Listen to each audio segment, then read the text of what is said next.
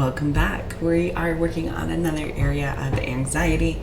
This will be our second to last area of some tools that we can utilize to, again, hopefully decrease our anxiety in life and increase our healthy behaviors that we want, and to become that better version of ourselves that we want as well. And so in this video, we're going to be talking about gratitude and grounding. So really reconnecting to our own bodies, breath, and the present moment.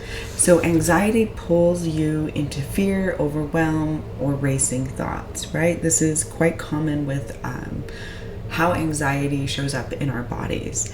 And we are going to talk about the two simple ways that we can use to hopefully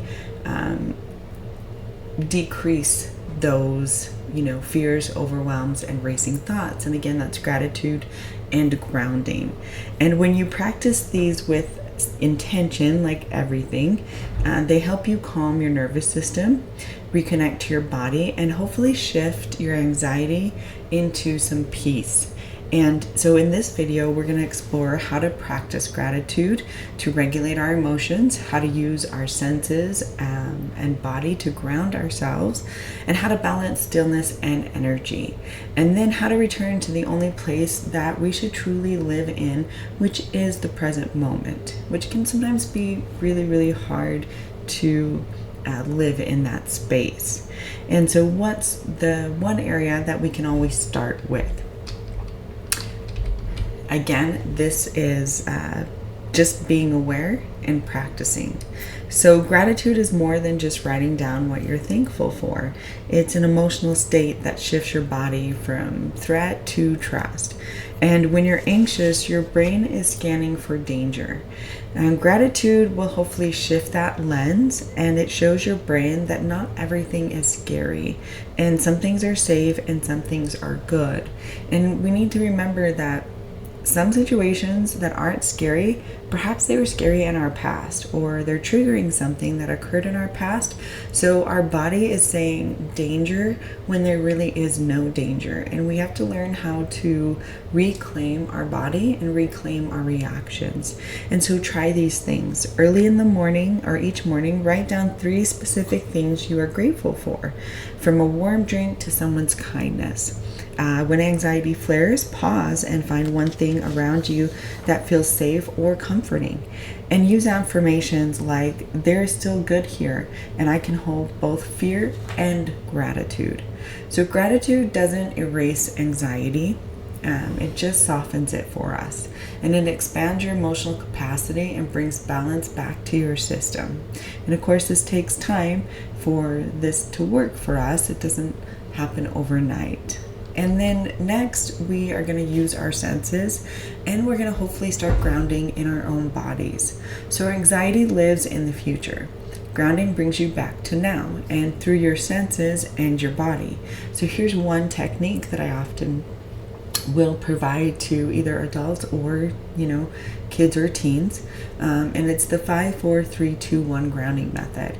So 5 things you can see, 4 things you can touch, 3 things you can hear, 2 things you can smell, and 1 thing you can taste. And what's really great is we can do this anywhere. We don't just have to be up and moving. We can do it when we're up and moving, but we can do it when we're in a classroom setting, when we're in our house, maybe even in the car as well.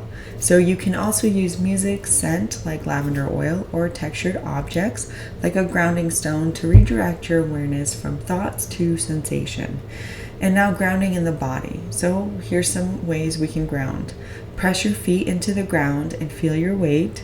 Place your hand over your heart and breathe into it, and do a slow body scan, breathing into any areas of tension. And I was talking with a client the other day about grounding, and a lot of people think that grounding is we go outside, right? We take our shoes off, we ground into earth, but really we can ground anywhere where we present anxiety and need to take a moment.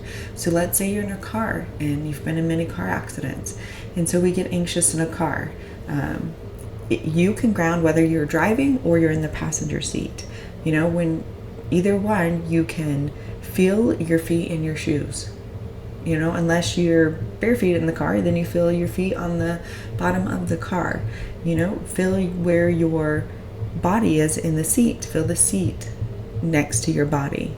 Where are your hands? Are you holding the steering wheel? Feel the steering wheel, your hands on it. Ground yourself to anything like that. You could do that in your own home as well, or in a classroom setting, or at work. Again, grounding doesn't have to be just outside in nature. It's wherever we are able to utilize these tools. So your body becomes your anchor. You don't have to escape it. You can learn to feel safe again inside of it. And what's another area that we can use this gratitude and grounding in? Well, we can balance stillness and energy and live in the present.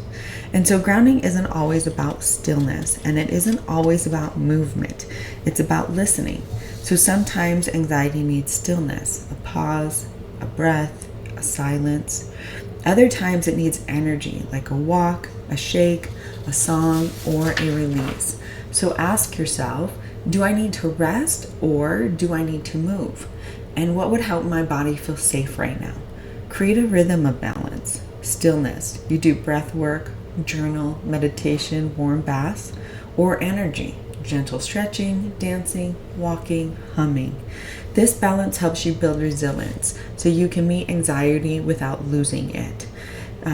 Or losing yourself to it. So remember, we have a lot of tools in life to use for when we have anxiety or another strong emotion. It really is just whatever works for you. So if you want to do stillness and energy, pick 1 or 2 or 3 or 4 that work for you. And don't feel bad if something works for somebody else and it doesn't work for you, because you are not somebody else. You are you. And so what about when we bring it all back to the present? So here's some journal prompts for you. What's true in this moment? What can I feel, see, or appreciate right now? And if this moment was enough, what would I notice? So the present moment doesn't need to be perfect to be peaceful.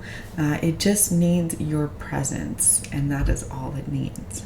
And so to recap, what did we go over? Well, gratitude helps shift our nervous system from fear to trust. Grounding through the senses and body brings us back to the safety of now.